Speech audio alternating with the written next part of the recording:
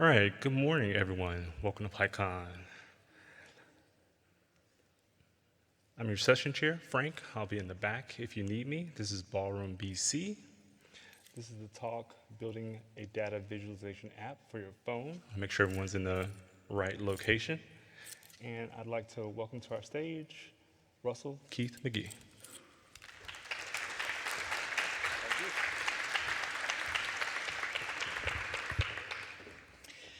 Well, good morning, everyone. My name is Russell Keith-Magee, and today I'm going to show you how you can write a data visualization app for your phone using nothing but Python.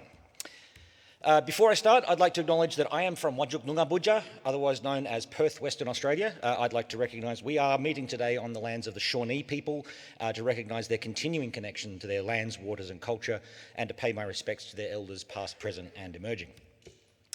A little bit about me. I am a principal engineer in the open source group at Anaconda. Anaconda supports the Python open source ecosystem by providing direct financial support to organizations like NumFocus and by employing developers to work full-time on open source projects, projects like Jupyter and Number, and the open source project that I founded, BeeWare. For those who haven't come across it before, BeeWare is not a single product or library or tool. It is a collection of open source tools and libraries for creating native user interfaces in Python for desktop, but also for iOS, for Android, for single-page web apps, and for terminal console apps.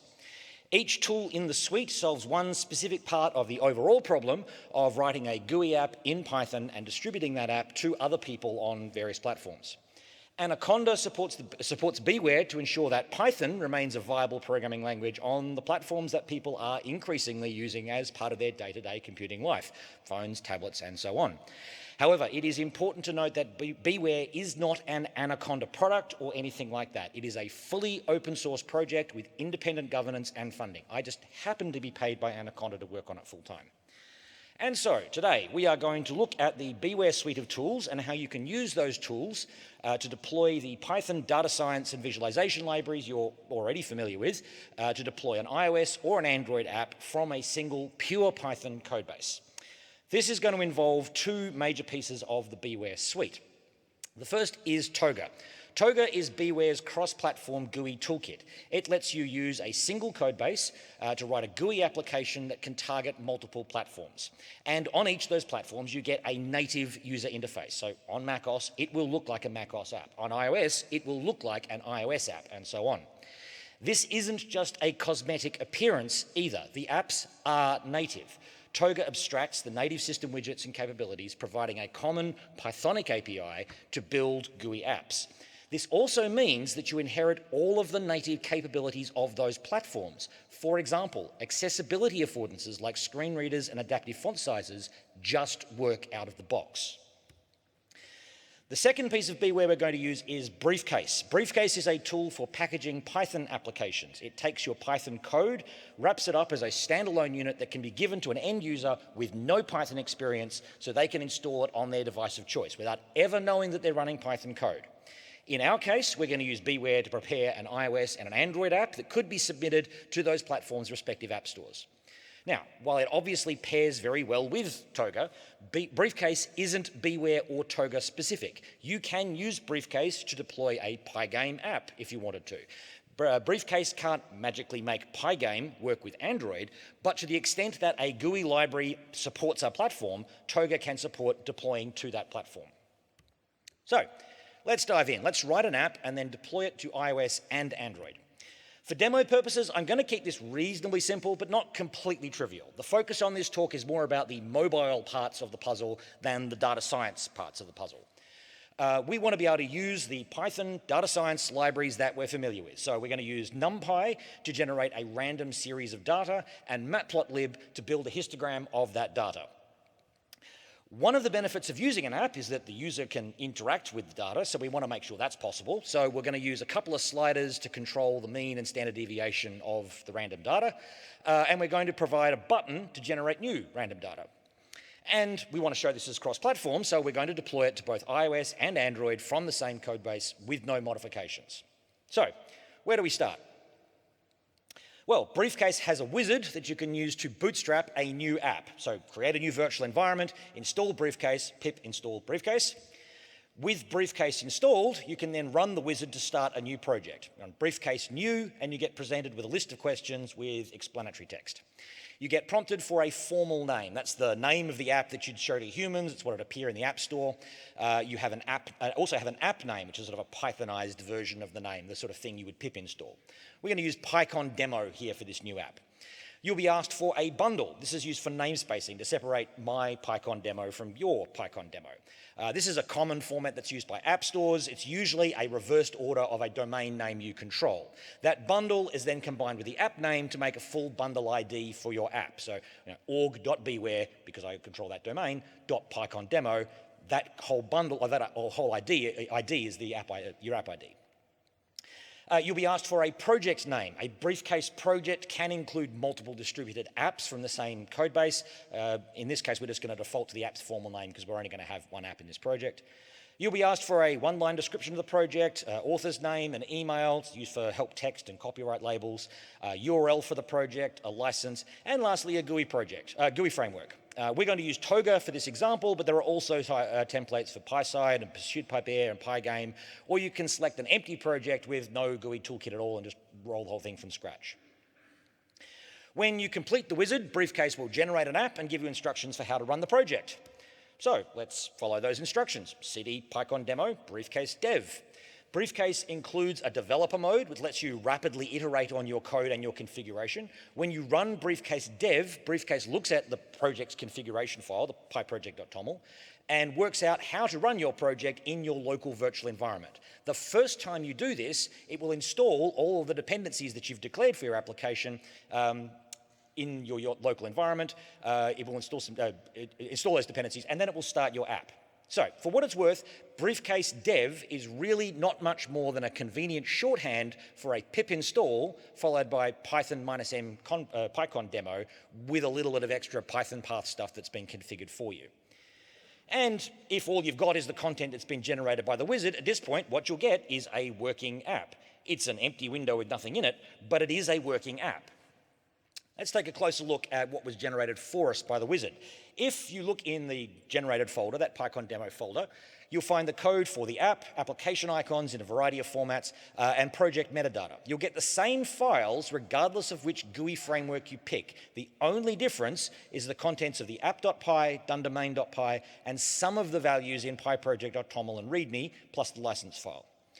Let's take a look at some of those files and make some modifications to support our demo here. Pyproject.toml is the configuration file for the project. The contents of this file will match the answers that you gave to the wizard. All of the Briefcase options are defined in a tool.briefcase section and subsections. The top-level project and author identification is all in tool.briefcase. Individual apps are then defined in their own sections. So this configuration defines a PyCon demo app. So there's a tool.briefcase.app.pycon demo. It defines the formal name, PyCon demo, and so on. At runtime, the configuration for the PyCon demo app is composed from the project settings, updated and overridden by the app settings. So even though there isn't an author name defined here, it will inherit the author name from the project level settings. If you wanted to have a different author name for this app in your project, you could do so by including an author name in the app's configuration block. Now, I said that the app settings override project settings. There's 4 exceptions to this override behavior. Sources requires test sources and test requires. Sources defines the list of directories of source code that you want to include in your app. So here we're saying source/PyCon demo. Any code or resources in that folder will be copied into our running app. It's a list, so if you specify multiple folders, they'll all be copied. The only requirement is that one of your source directories needs to match the name of your app. So there has to be a PyCon demo folder somewhere in your list of folders. Requires defines the Python requirements for your app, again, as a list using the same format you'd used as an argument to pip install. So a bare package name with a version specifier, a Git repository, a path to a local folder that contains an installable package. They're all valid options here. Test sources and test requires are the exact matches of sources and requires, but they define code and extra requirements that are needed when you're going to test your app. These 4 settings, requires, sources, test requires, test sources, are cumulative settings. So if you define a sources definition at the project level, any app level sources are appended to the list defined at the project level. Why does that matter? Well, you can also specify options that are platform specific by including a configuration section for that platform. The generated pyproject.toml will include a section for all the supported platforms. So here we've got the specification for iOS and Android. These options will only apply to the builds of those platforms. Sources requires test sources, and test requires are cumulative, so any deployment on iOS will install all the app level requirements from the previous slide, but will also include Toga iOS and standard NSLog. A deployment on Android will have the same app level requirements, but won't have Toga iOS or standard NSLog, it'll have Toga Android instead. All other settings override the app level and project level values, so again, you could have an iOS-specific author name here if you want. That would override the app level version, which would override the project level version. That's the project configuration. What about the app itself? Well, the logic for the app is all contained in app.py. At the moment, it's a bare stub. It declares a class called PyConDemo, which is a subclass of Toga app. That class has a startup method. That method creates a box. That's Toga's representation for a container of content. It creates a main window. It sets the main window to be our box. Oh, the content of the main window to be our box. It then shows the main window. The main method for the app creates an instance of that class. That's all the code that we need to generate the empty app window that we saw before. So let's now bulk this out with the contents of a real app. Start by replacing the content of our startup method. We'll start with the main window, same as before, but we want to have a chart on our app. So we're going to use Toga chart here, which is a Matplotlib rendering backend that can render natively to Toga. So we create an instance of a chart widget from Toga chart. Two details on this chart widget. Toga lets you set the style of each widget using a subset of CSS called pack. So we tell Toga we want this widget to be flexible, which says, okay, we want this to expand to any available space that happens to be in the layout. And we set an onDraw handler. Whenever the chart needs to draw itself, it will invoke a method on the app called drawChart. This is an event handler. It can be a bare function. It can be a method on a class. It can be an asynchronous coroutine. We'll define this method later. Continuing our startup method, we want some sliders to control our random data. So let's create a slider we're going to call mu to control the mean of our generated data. It will have an initial value of 100, but it can range between 0 and 200. It also has an event handler onChange, and so whenever the value of the slider changes, we want to invoke recreate data. Again, we'll come back to that callback in a bit. When we put the slider on the screen, we're going to want a label next to it so we know what it's describing. We want that label to be beside the widget, so we'll create a box whose children are the label and the mu widget that we just created. By default, boxes are laid out horizontally, same as they would be in HTML. And we're also going to modify the style, saying we want the slider to expand size if it can. It's the widget that's going to be flexible as the window gets larger. And we want some padding around it as well. It's 5 pixels top and bottom, 10 on the left and right. The same syntax you'd use for CSS padding. That's the mu slider. We also want to change the standard deviation, so let's set up a second slider called sigma, almost the same as the mu slider, except for an initial value of 15, a range from 1 to 30. Also, notice that the slider widget has been assigned to self.sigma, so it's a property of the app itself. But the box is just a bare sigma box, and the label hasn't been assigned to anything at all. That's because we're going to need to be able to access the value of the slider through the app, so we need to have some way of accessing it, whereas the box only needs to be referred to later up in the startup process. The label doesn't need to be referred to at all. We just need to have it in the box. We also want to be able to regenerate data, so we'll create a button. We need to set the text of the button, recreate data. When the button is pressed, we need to handle that event, so we'll use the same recreate data event handler that's used for the two sliders. After all, it doesn't matter if we change the mean, the standard deviation, or recreate the data entirely. We just need to redraw the chart. We'll also give that button a bit of padding as well. Now we can put all the pieces together. Before we draw the chart for the first time, we're going to need to set up some initial values for the chart being drawn, so we'll wrap that up in a setData method. Again, we'll come back to that in a minute. Then we can set the contents of our main window. Our main window will consist of a box that contains the chart, the box with the mean slider and label, the box with the standard deviation slider and label, and the regenerate button. By default, boxes lay their content out horizontally, but we want these 4 widgets to be laid out vertically, so we set the style of the main content box so that it's a column box. And that's our startup method. Now we can fill in some of the gaps that I've referred to along the way. We need a setData method to define our data series. It's easy enough. We use NumPy to generate a series of 1,000 random numbers on a normal distribution. We multiply the value of the sigma slider and give the distribution some spread, and we add the value of the mu slider to set the mean. We store the result as the X attribute of the app so we can access it anywhere. We also need an event handler when the data is recreated. So when either of the sliders change or the button is pressed, whenever one of those events occurred, we need to regenerate the data and then tell the chart to redraw itself. Now, as recreate data is an event handler, the first argument is the widget that generated the event. Now, in this case, we don't care if it's the slider or the button or which slider or the button generated the event. But if we did care, we've got a handle to the widget that actually caused that event. Lastly, we need to actually draw the chart. Now, this is also an event handler, but when the redraw is triggered, either because the window is resized or because the redraw is being directly requested, this is the handler that gets invoked. Because it's an event handler, the first argument is the widget that generated the event, which will always be the chart in this case, but it also gets a figure argument, which is a Matplotlib figure object. And so we can draw on that figure using any Matplotlib API you wanted. So let's add a subplot, generate a histogram with 50 buckets on the same range as our mu slider, 0 to 200, label our axes, set the figure to have a tight layout. It's all standard Matplotlib API calls. And that's it. We've got a demo app that can draw a chart. So let's run it. Before we deploy to our phone, let's just check that it works locally in our development mode. So we run Briefcase dev and it crashes because it can't find NumPy. Well, it's embarrassing.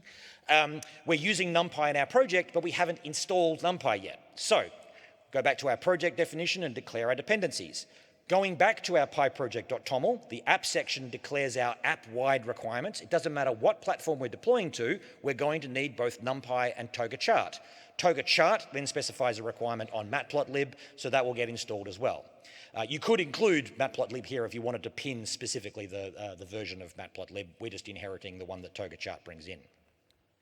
I am using a bare package name here. You could also put in a version specifier, a reference to a Git URL, a wheel file, a local file system reference, whatever you need. So we save those changes, and we now run briefcase dev -r. The extra -r is there because our requirements have changed. So this says, okay, no, you actually need to go reinstall all those requirements. It will install NumPy, Toga Chart, all the requirements of those packages, and then you'll see an app with a chart, 2 sliders, and a button. If you press the button, you'll get a fresh sample of 1,000 data points. If you move the sliders, the chart will update itself, modifying the mean and the standard deviation. There we go. So we've got our app running in development mode on our laptop. Let's get it onto our phone. First step, we need to create your app. Let's target iOS first. We invoke briefcase create iOS. This will do a bunch of things. First, it will check that you have Xcode installed. If you don't, it'll direct you to the App Store because you actually have to download it from the App Store. We can't download it for you. If it's installed, Briefcase will get an application template for the platform. This is a code template providing all the scaffolding and project files and Xcode definitions that are needed to support a Python application on iOS. Then it will obtain a support package. A support package is a compiled version of Python that can be embedded into your app that you're building. Briefcase downloads the support package, unpacks it into the application template that was just unrolled. Then Briefcase installs your application code, anything declared in your sources section of your project. It then downloads and installs your app's requirements, but it doesn't install them into your local virtual environment, it's installing them into the application template. We are building an app for distribution, so we can't rely on anything that we've installed locally. We need a standalone version of all the dependencies for this app. Also, we need binaries that will work for iOS, so our local installed version of NumPy and Matplotlib wouldn't have worked on the phone anyway. Then Briefcase installs any application resources like icons, purges content that isn't needed, and it's done. So you've now got a complete application template for iOS. That essentially means a full Xcode project. You don't need to touch anything in that project, but if you want to, it's there in the build folder. The next step is to build the app. To do that, Briefcase build iOS. This will literally compile the Xcode project that was just generated. Now again, you don't have to open the Xcode project, you don't have to write any Objective-C or Swift code, you just need to compile what Briefcase has generated for you. That build takes maybe a minute. It needs to process all the binary modules in the standard library and all the binary modules in your dependencies, and it needs to sign them and package them into a bundle that can be sent to the phone. And once it's compiled, you can run it. Briefcase run iOS will run the app on the iOS simulator on your laptop. If you do that, you'll be asked what simulator do you want to run on? Do you want to use an iPhone SE or an iPhone 15 Pro Max or an iPad, whatever? Doesn't really matter. Just affects the size of the screen effectively. Briefcase will also, once you've selected it from a menu, it gives you the list of options, you select one from a menu, it will then, Briefcase will tell you the syntax, so okay, next time, if you just want to use that simulator, add this to the end of your Briefcase run, and it'll just launch in that simulator. You can't currently deploy to an iOS device directly from the command line, but you can using another command that I'll mention in a moment, and that is a bug that we know how to fix, we just need someone to submit a pull request. And what you should see is a running app. Functionally, it'll be identical to what you saw just before from Briefcase Dev with a couple of distinct differences. Obviously, it's iPhone shaped, but also the widgets are now iOS specific widgets. The slider and the button are styled as iOS buttons and sliders.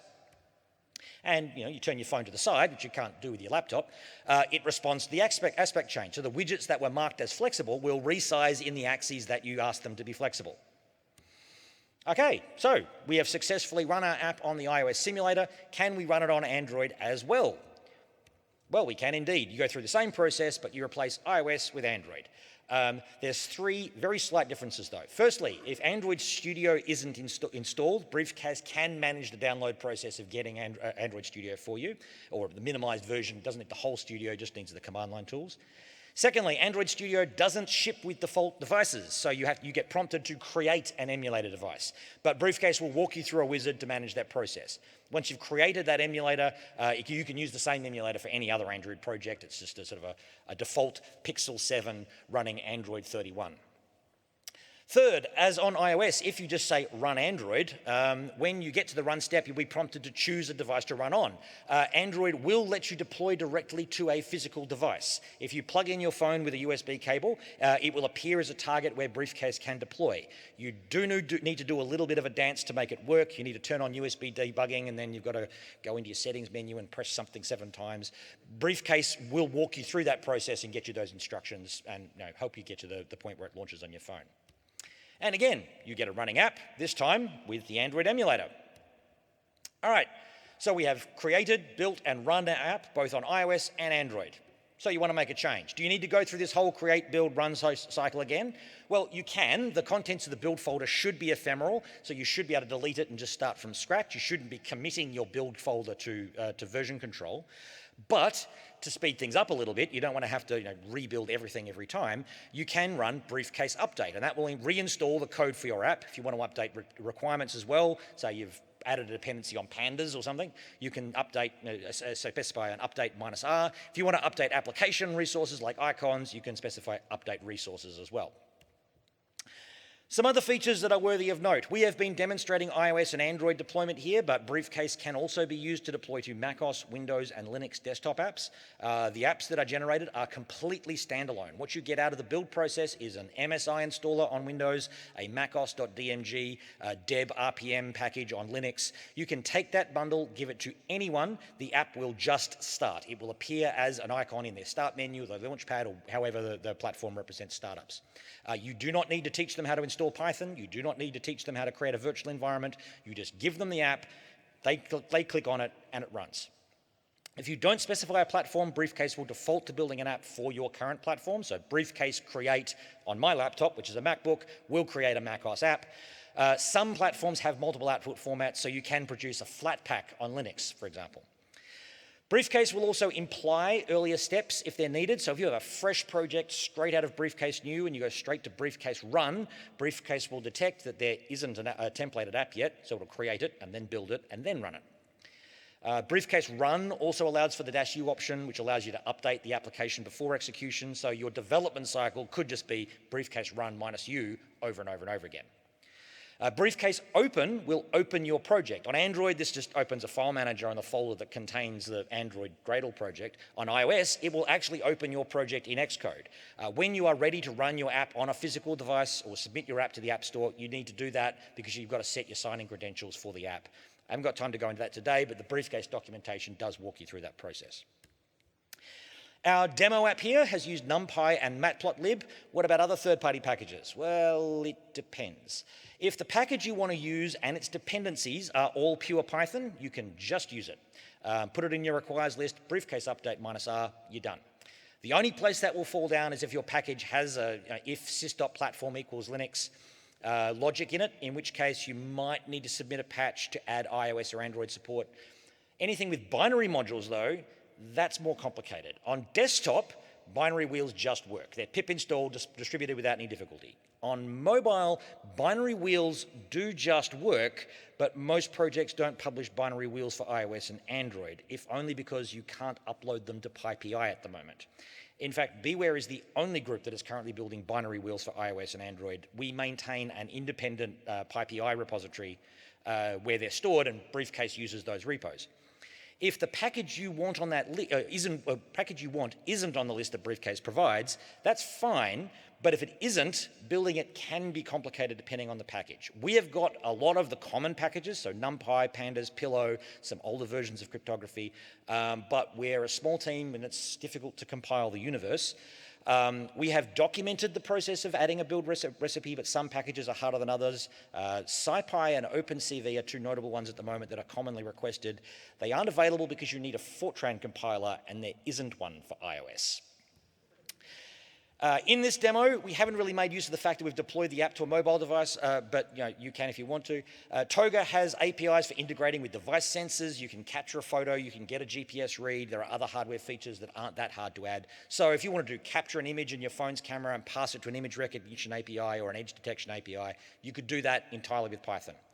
Closely tied to sensor support is Briefcase's support for device permissions. This is especially important on mobile because you need to ask for specific permissions to access the camera or access geolocation. But these permissions are becoming increasingly common on desktop as well. Briefcase has cross-platform permission abstractions for high-level tasks like I'd like to be able to use the camera, but there's also fine-grained support for platform-specific permission features if you need that level of control. Speaking of future work, what's coming? As of today, PEP 730 and PEP 738 between them proposed adding iOS and Android as Tier 3 supported platforms in Python. As of Python 3.13.0 Beta 1, they are both fully supported platforms. That doesn't mean you're going to be able to download Python for iOS from python.org anytime, well, certainly not for the Python 3.13 timeframe, but it does mean that groups like BeeWare and Kivy and others that are supporting Python on iOS are able to publish iOS and Android builds that don't need to be patched. It's all official CPython sources now. However, that's just CPython itself. The next part of the puzzle is the packaging ecosystem. We as a project, as a community, need to get PyPI, CI build wheel, crossenv, and a bunch of other tools ready so that iOS and Android can, package maintainers can build iOS and Android wheels as easily as they build wheels for Windows or macOS. That's what myself and my colleague Malcolm will be working on probably for the rest of this year.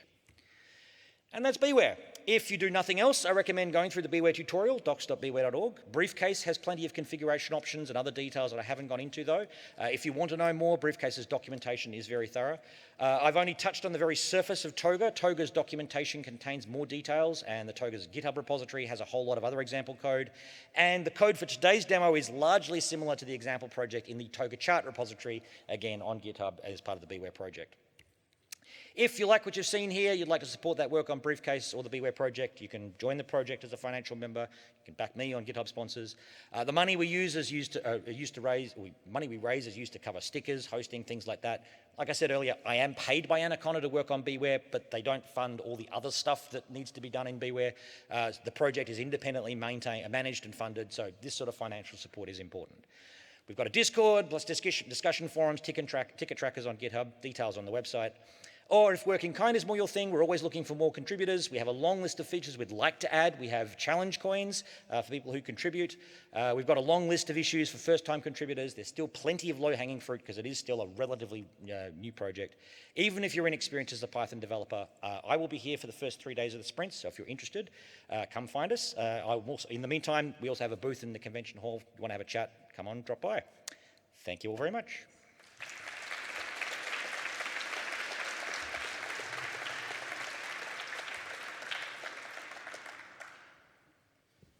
All right, thank you. We have time for a couple of questions here. Any questions?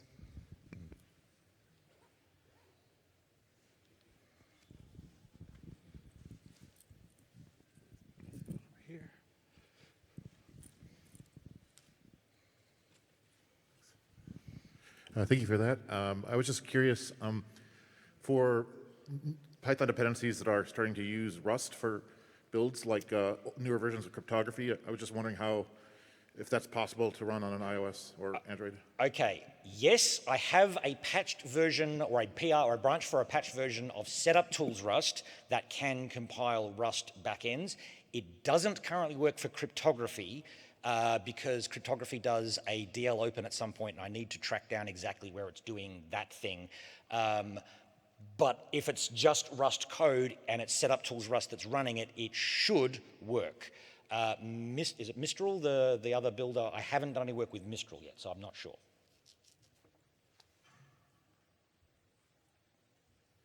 All right, one more is the last one. How about support for TensorFlow?